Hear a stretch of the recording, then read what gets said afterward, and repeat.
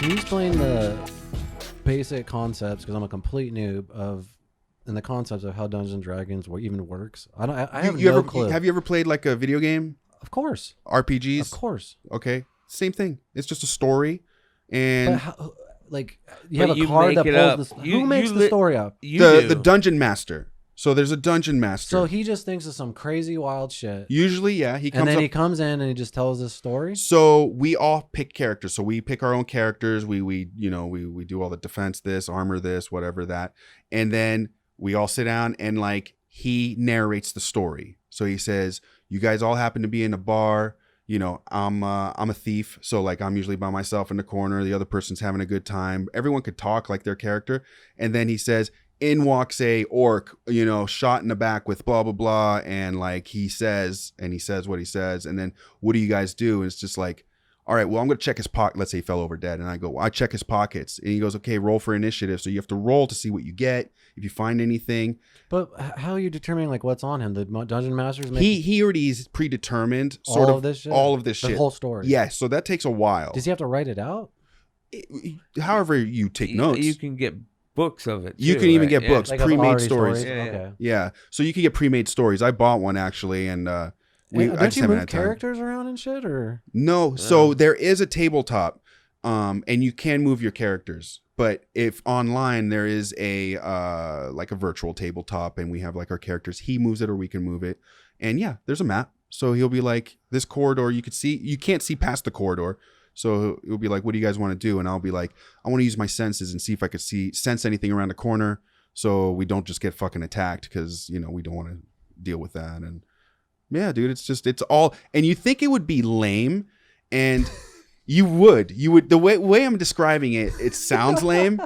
Do you know how fucking popular this shit? I do know, bro? but I'm not like trying to laugh at it. I just don't understand it. Yeah, so I've never known that world. I've never known anybody into it. I'm with the you, most dude. I know is fucking when they played it on Stranger Things. Yeah, and it looked like they had pieces. I thought there was a board. I knew there was storytelling. But that board was a map. Nothing either, bro. So that board was just a map. But I figured it was kind of like, you know, maybe. You know, you throw a 10 fire and he blocks it. Or I do have an fundamental understanding of RPGs and things like that, and kind of Magic the Gathering a little bit, because I had a friend that played that. But yeah, so if I want to attack somebody, you know, well, we got to figure out who goes first to last, so we all roll for that. And then let's say I go first, and I go, okay, I'm going to take my spear out.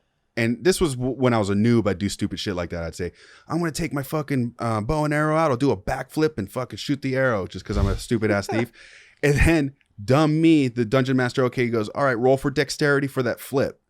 So I was like, fuck. So if I roll a shitty flip, that predetermines my arrow shot. So I should have just said I took my arrow out and shot it. And he goes, okay, well, you know, roll for the for the arrow hitting. So then I roll for the arrow hitting. So if I did the flip, I go, okay, I got to roll for the flip. I got to roll for me taking the bow and arrow out. And then I got to roll for the hit.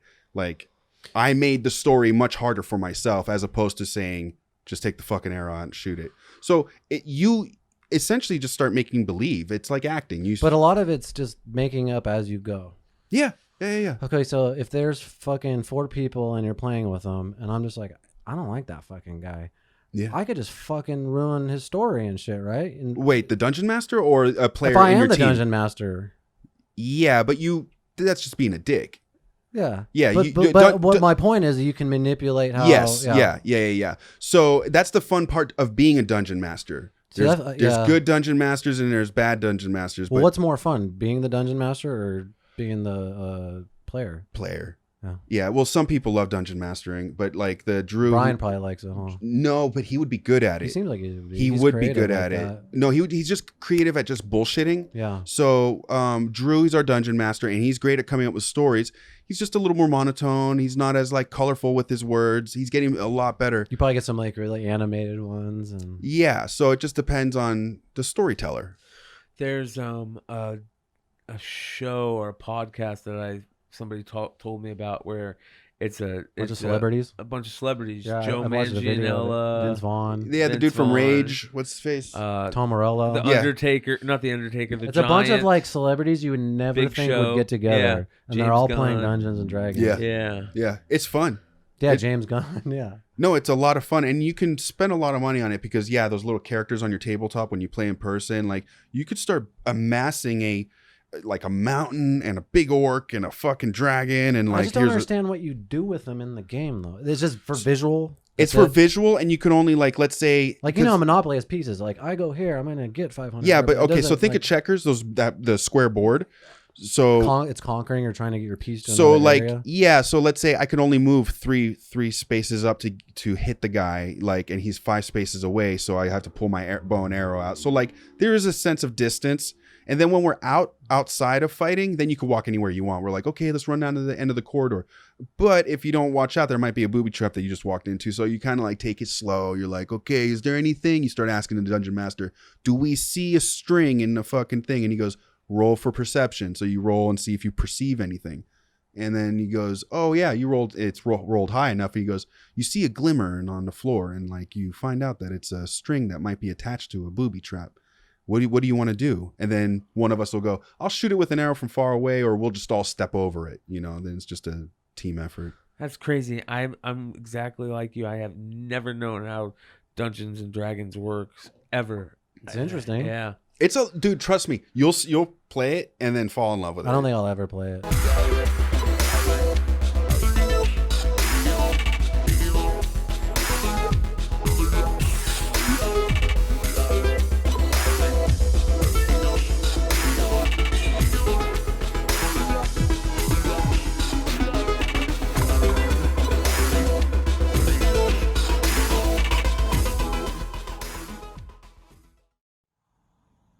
Bang!